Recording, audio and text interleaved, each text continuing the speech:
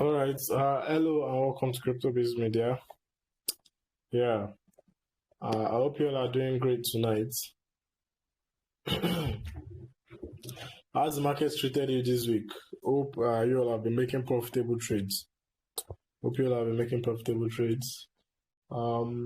all of with all of the news still shaking the market and all of that, I really hope you guys have been making good trading decisions and have been stacking up profits even in this kind of market condition. Yeah, as CryptoBiz Media, money can be made in any market condition, either bears or bulls or consolidating or anything. Money can be made in any of the market condition. And I really hope you guys have also been making money in the present market condition. Yeah.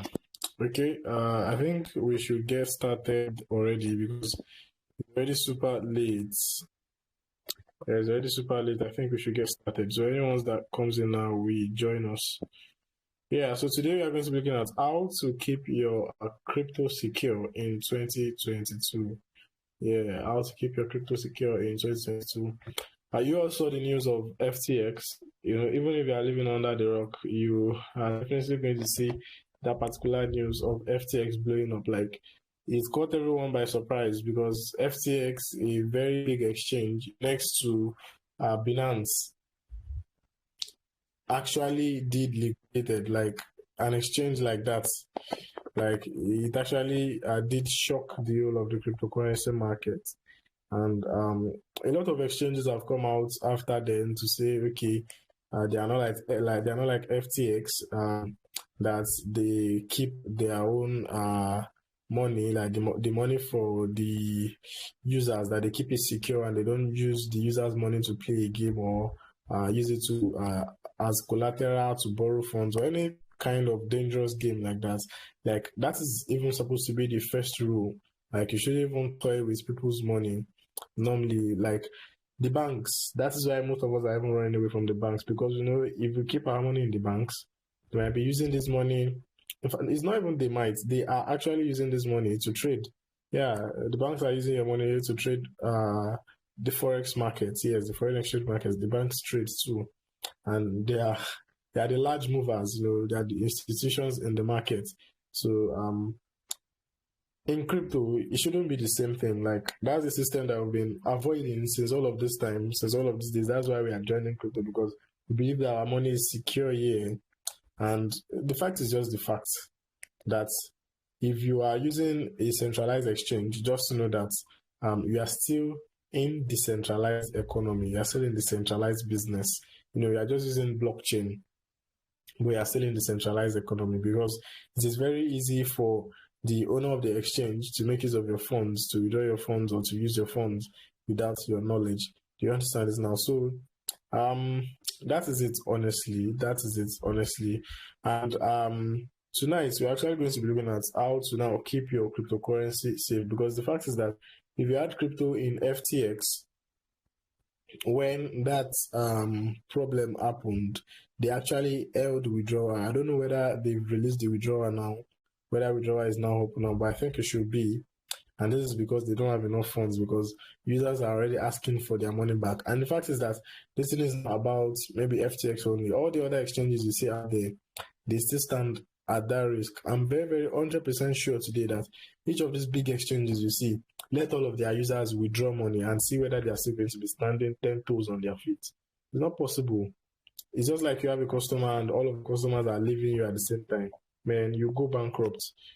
Do you understand this now? So the fact is that the best thing is to follow the saying of not your keys, not your crypto. Yeah, not your keys, not your crypto. It's not like it's not very good to have funds in centralized exchange. That is not what we are saying. You can have funds in centralized exchange, but make sure that all of your funds is not in a centralized exchange. It is very, very dangerous. You could make use of other exchanges. You could just even divide your assets if you still want to use the centralized exchange. The main reason why I see why, even me as a person, as a trader, the main reason why I am having some funds in my exchange is because I'm using those funds to trade, and some of them to buy and hold some coin. So that is the reason why doing stuffs like that. So the funds that I want to keep, that I know, okay, this one is for long term, I'm not ready to touch it anytime soon, 1 year, 2 years, it is off exchange. It is not even online. Do you get it now? So one thing you guys need to understand is that all of these exchanges you are seeing, they are called hot wallets. Where they store your money is hot wallets, and hot wallets still have that risk of getting hacked.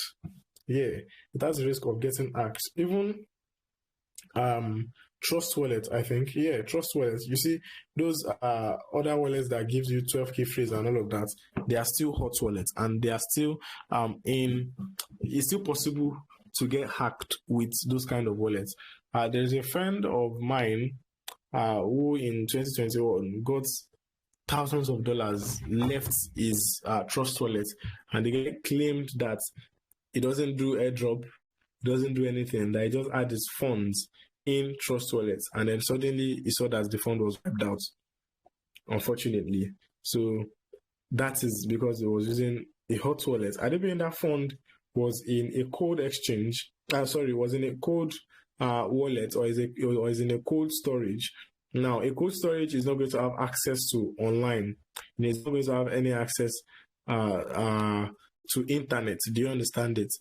Examples of cold storage are, let's say, hardware storage. We also have the paper wallets. You have hardware wallets, paper wallets.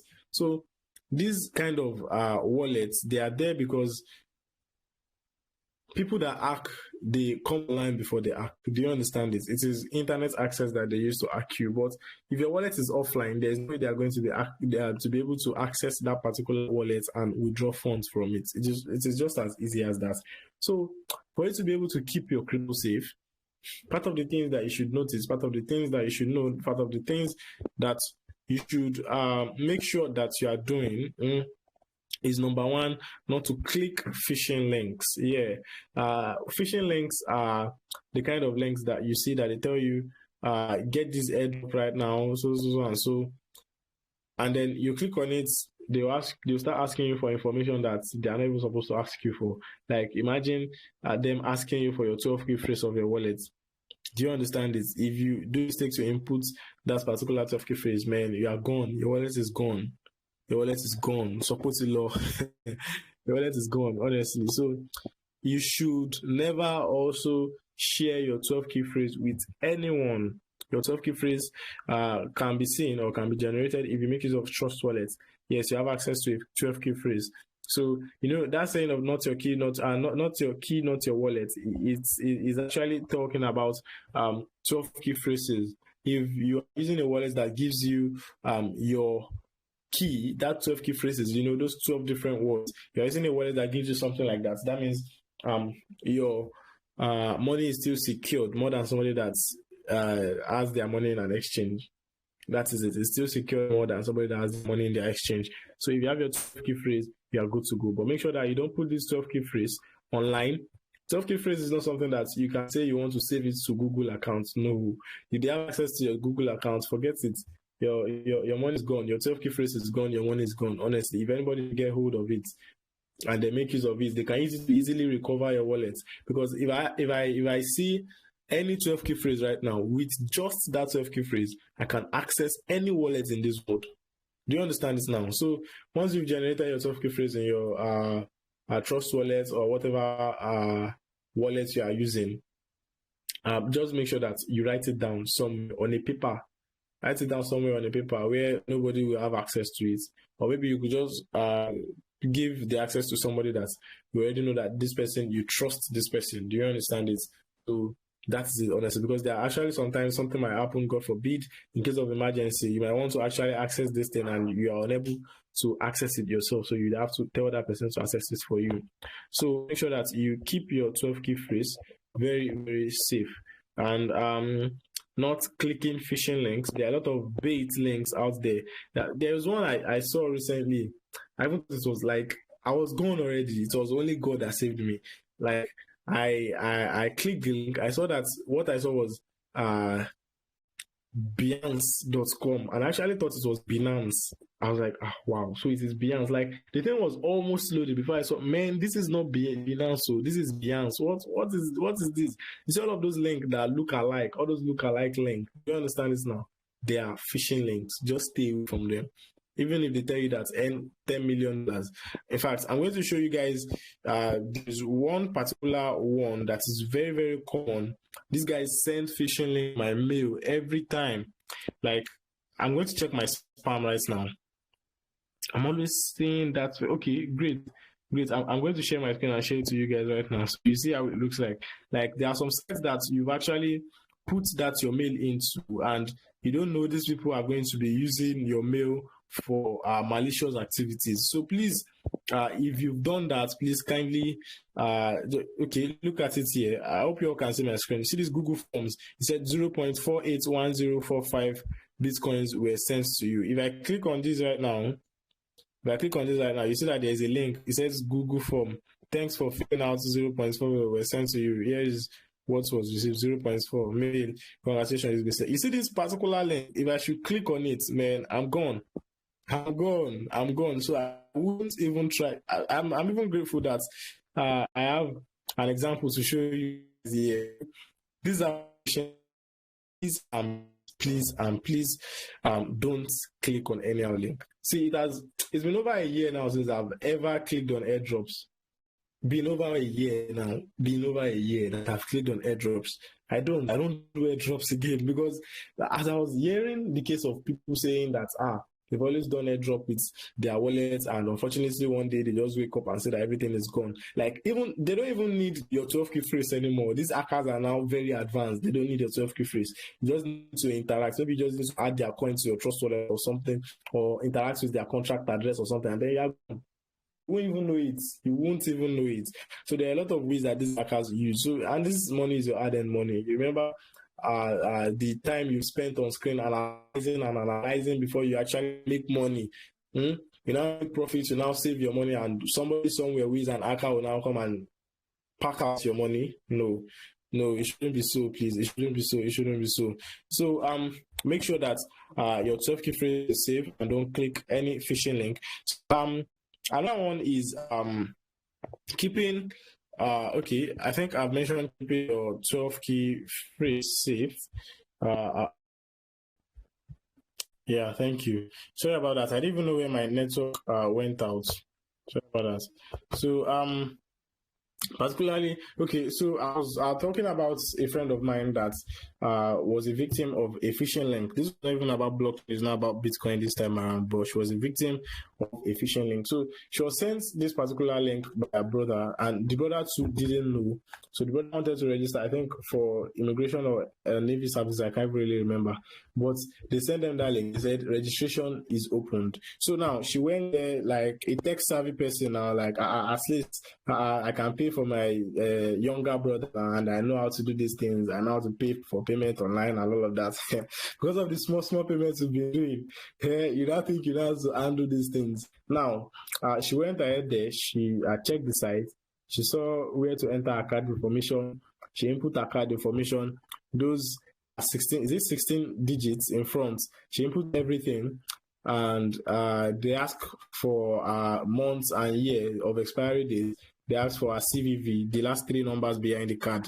And unfortunately, she clicked on proceed. So she was expecting what is it called? She was expecting an OTP code. They said they were going to send OTP code for her. She didn't see OTP code, but suddenly, man, she started saying debit alerts. Like the first deduction was 30,000 naira. Wham. The next one they did again, they did 10,000 naira. Wham. They continued. They removed the whole 90,000 naira that was inside my friend's account. Honestly, she was so sober then, but what was she going to do? And it was money for business, but what was she going to do?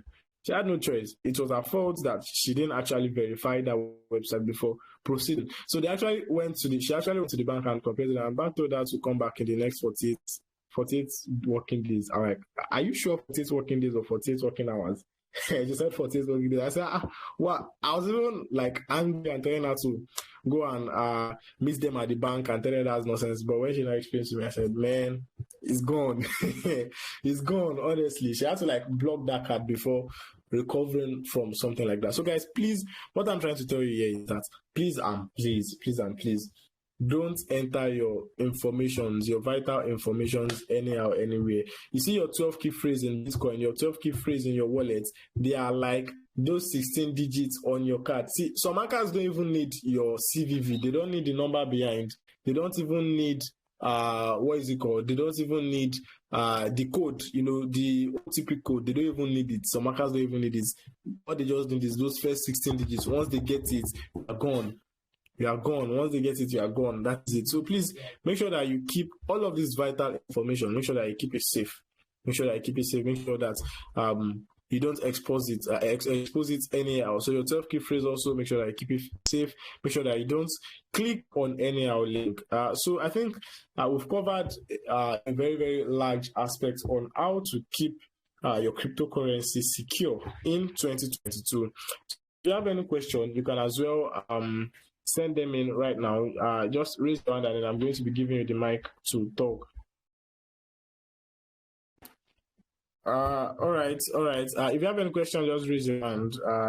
Let me just hear you speak. Okay, Miro, I'm going to give you the mic right now to speak, Miro. Just unmute and speak. Good evening, sir. Good evening, everyone. Thank you for the opportunity to ask this question. Currently, what is happening in the crypto world now, in the crypto, like last you saw how FTX had to crash. And now what we are hearing that CRO is the next. After which CRO, which other exchange? There was another exchange called that was the next. What do you think about Gates.io? Do you think Gates.io is a safe centralized exchange where someone can keep his funds? Thank you, sir. Okay, thank you for your question. Yeah, so the fact is that I've mentioned it. Even the best exchange is not safe. Honestly, even the best exchange is not safe to keep your funds. So if you have large funds that these funds are not using it currently, just move it. You can just download Trust Wallet. You can move it to your Trust Wallet, write down your 12 key phrase and put it there. Never touch. In fact, you can uninstall the Trust Wallet. You can uninstall the Trust Wallet easily. Once you uninstall it, if you want to get back your funds again, just those 12 key phrases that you've written somewhere, just go and get those 12 key phrases. Once you get those 12 key phrases, install your Trust Wallet back, just click on Restore Wallet and you'll be able to input that 12 phrase and you get your money back. That is it, honestly. Or maybe if you want to do this, if you have an extra phone, extra device, make sure that you remove the SIM to that extra device. You install your Trust Wallet there, put your money there. As long as the internet connection is not on, you are still very, very safe. So that's it. So please, no matter bit.io, anything exchange, forget it. It's centralized. That's why they call centralized exchange. It is these people that control your money. It is still centralized.